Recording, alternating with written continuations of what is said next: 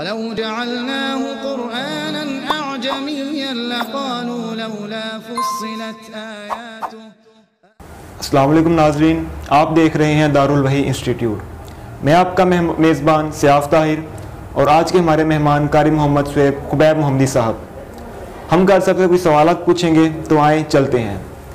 کر سب سوال یہ ہے کہ جو خواتین میں 18 کا مسئلہ ہوتا ہے، تو قرآن و حدیث سے کی روشنی میں اس کی آپ وضاحت کر دیں۔ وعلیکم السلام ورحمۃ اللہ وبرکاتہ۔ الحمدللہ والصلاۃ والسلام علی رسول اللہ۔ الف لام میم ذالک الکتاب لا ریب فیہ ھدی للمتقین۔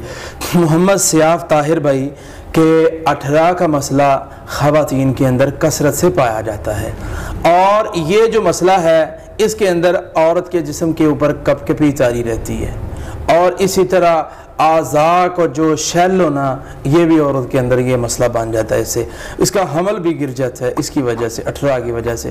تو یہ مختلف جو بیماریاں ہیں ان کا اس 18 کی وجہ سے پیدا ہونا اور یہ بڑھ جانا حتیٰ کہ حمل تک ضائع ہو جاتا ہے، اس کا علاج یہی ہے کہ ہم سورہ فاتحہ جو ہے یہ پڑھیں، اور سورہ فاتحہ کے بعد اس کے اوپر دوسرا دم یہ کرے آیت الکرسی پڑھے، اور آیت الکرسی کے بعد آیت الکرسی سے پہلے سورہ بقرہ کی ابتدائی 5 آیتیں پڑھیں، اور اس کے بعد آیت الکرسی اور سورہ بقرہ کی 250 نمبر آیت، اور اسی طرح آخری 2 آیتیں سورہ بقرہ کی آمن الرسول بما انزل الیہ من ربہ والمؤمنون کلنا آمن باللہ، اور خصوصاً نبی صلی اللہ علیہ وسلم نے فرمایا جب کوئی مرد اور عورت رات کو سونے لگے یا لگی تو اسے چاہیے کہ سورۃ بقرہ کی آخری 2 آیتیں پڑھ کے سویا کرے، کیونکہ رسول اللہ صلی اللہ علیہ وسلم نے فرمایا اپنے گھروں کو قبرستان نہ بنائیں، جس گھر کے اندر سورہ بقرہ کی تلاوت نہیں ہوتی گویا ایسے ہی ہے جیسے قبرستان ہے، تو اس لیے اس کی لازمی تلاوت کریں، اور اس کے ساتھ ساتھ سورہ آل عمران کی 147 نمبر ہے،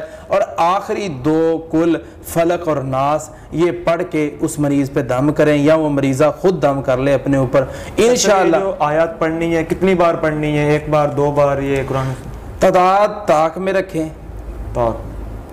قرآن اور حدیث میں تعداد مقرر نہیں ہے، قرآن کو اللہ نے شفا کہا ہے تو آپ خود بنا لیں، زیادہ سے زیادہ پڑھیں۔ میں تو یہ کہوں کہ قرآن میں یہ اشارہ ملتا ہے نذکر اللہ ذکرن کثیرا۔ آپ یہ پوچھ سکتے ہیں کہ کب پڑھیں؟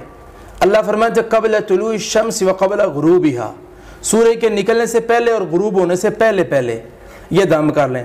ومن آناء اللیل، رات کی گھڑیوں کے اندر کسی وقت رات کے وقت عورت اٹھ کے سورہ فاتحہ، سورہ بقرہ کی پہلی 5 آیتیں، آیت الکرسی، آخری 2 آیتیں سورہ بقرہ کی، اور اسی طرح سورۃ البقرہ کی 250 نمبر آیت، اور اسی طرح جناب سورہ آل عمران کی 147 نمبر آیت، اور اسی طرح سورہ فلق اور ناس یہ پڑھ کے اپنے اوپر دم کر لے، انشاءاللہ تعالیٰ کپ کپی ختم ہو جائے گی اس کے جسم کے اندر، اور جو اعضاء شیل ہو رہے ہیں وہ بھی اس کا شیل ہونا بھی، اور اسی طرح حمل کی جو کثرت سے تکلیف رہتی ہے عورت کو، یہ جسم کے اوپر ڈبے پڑ جاتے ہیں، داغ پڑ جاتے ہیں، وہ بھی انشاءاللہ تعالیٰ ختم ہو جائیں گے۔